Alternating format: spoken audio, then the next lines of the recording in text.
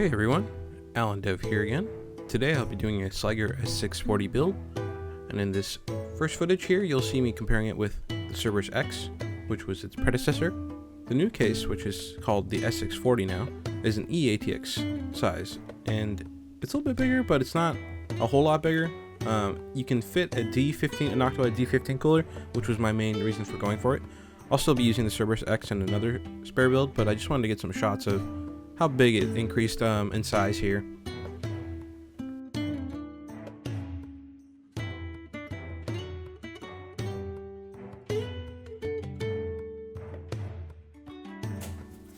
Now we'll be moving on to the unboxing. I did opt for the handle in this case because that's also one of my favorite features about ATX cases these days, hence the Johnsbow T6 video.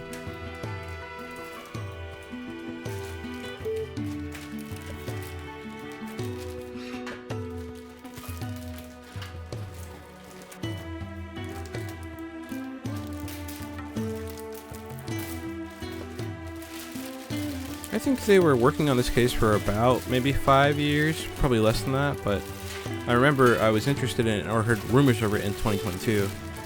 And Sliger, I think has been pretty backed up with some other orders because, the consumer side of things like this case isn't really like their big sellers, I think. So they've been getting slammed with like server orders or government orders, I think.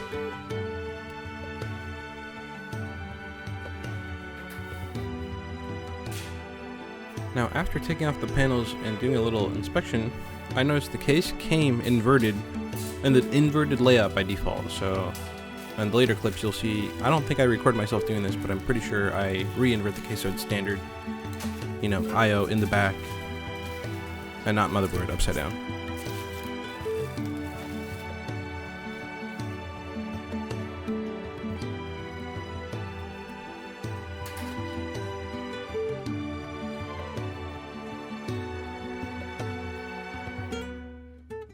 In fact, that's what you see me doing here.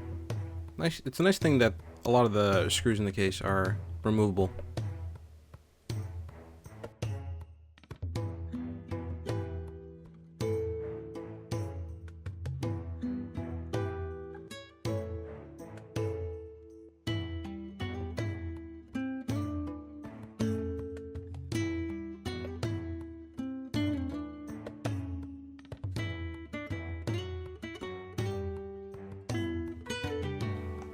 I had also noticed the I/O underneath bracket is not metal, it is actually 3D printed, which is an interesting choice.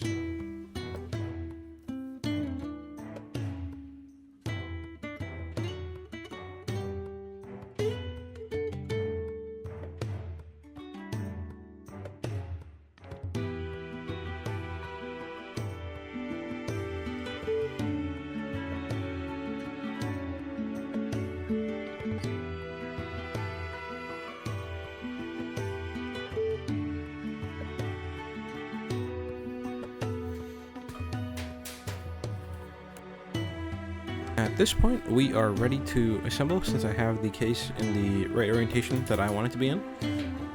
The cage that you see in there for the power supply is, I think, meant for an ATX power supply or an SFXL, but the PSU I chose for this build is the Corsair SF 2024 version, I believe, 1000 watt PSU.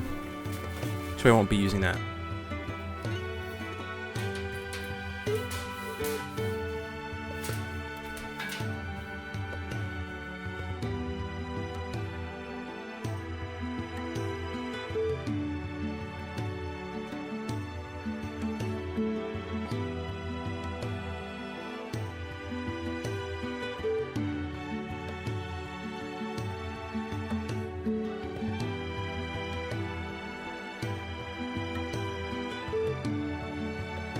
One thing later that we will revisit after I have the computer fully built basically is I didn't realize this case was supposed to have standoffs because I was getting those motherboard screws kind of cranked down in, but I thought it was maybe a potential case incompatibility. There was no manual, there's nothing online for this, so I had to message Sliger support and ask for standoffs that were not included.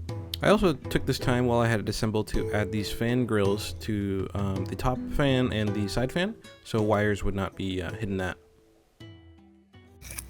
One thing I noticed when I went to go plug this in is,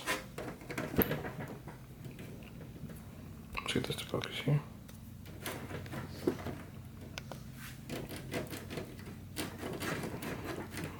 I know that's because it's a clip-in thing, but it doesn't feel great, you know, considering the cost of the case. But after that, here is the final build basically. The wires I do end up tightening up a little bit after this, and that's what the 3D mesh is in. And here is the final assembled case with the side fan grill mounts installed. And yeah, I really do like Sliger's cases, but this one just felt, I don't know, like half-baked. Like they wanted to do it, but not out of passion. I don't know. I know they are slammed, but it is what it is. And hopefully in the future they can get a manual out and make sure all components are sent out with whoever buys their future cases. That's it for now. Thank you so much for watching. I'll see you guys on the next video, hopefully soon here.